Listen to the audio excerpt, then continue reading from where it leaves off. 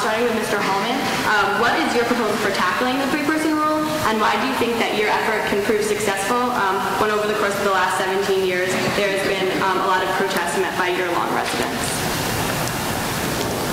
Well, it seems to me that the visibility of the question across the community, not just on the campus, but across the community, is at a different level than it has been in the past. It seems to me that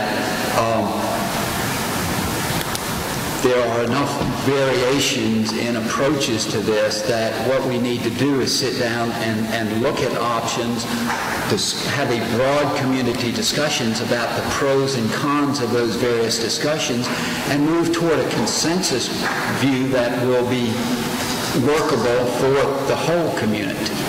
I mean, this is what happened with Stop 22 and the density question.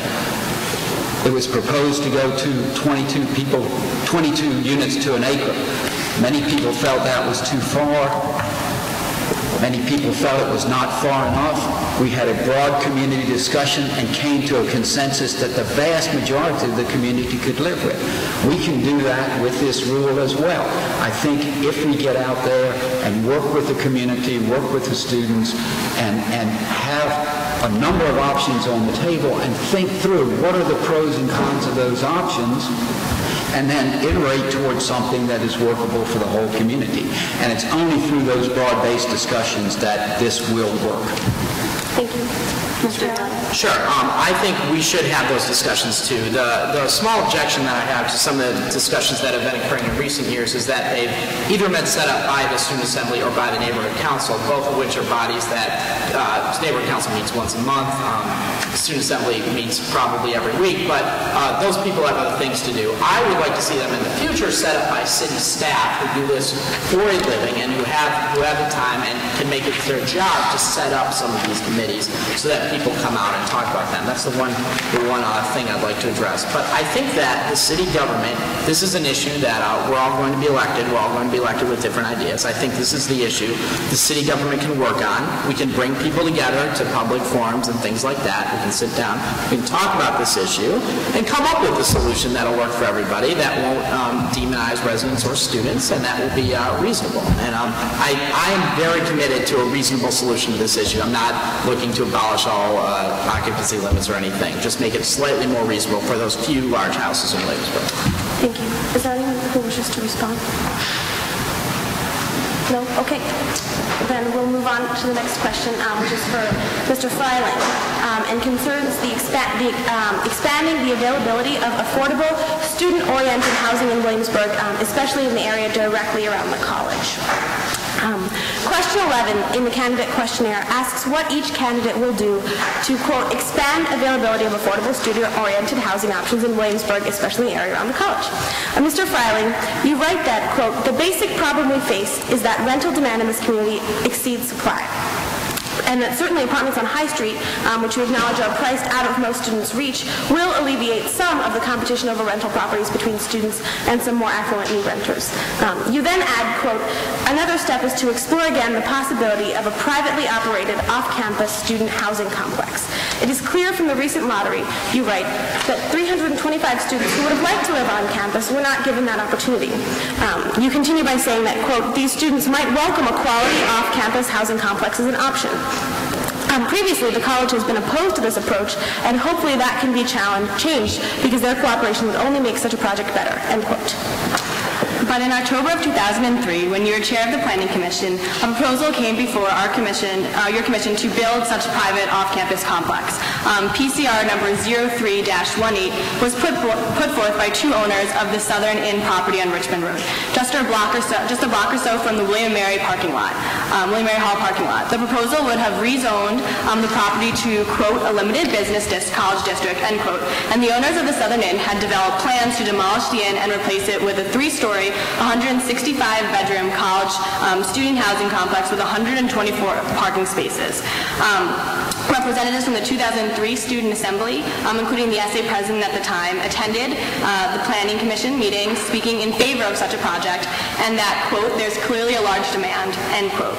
With the potential to house 165 students in the Ludwell complex style living, this housing project could have taken the place of 55 renter-occupied houses in Williamsburg where only 3 students could live.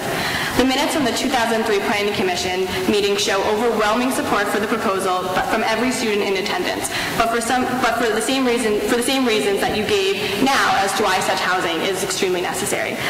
Yet you and the rest of the Planning Commission sided with the year-long residents who said such things at the commission meeting about students such as, quote, "there are only a few bad eggs, but the problem is they all move off campus," end quote.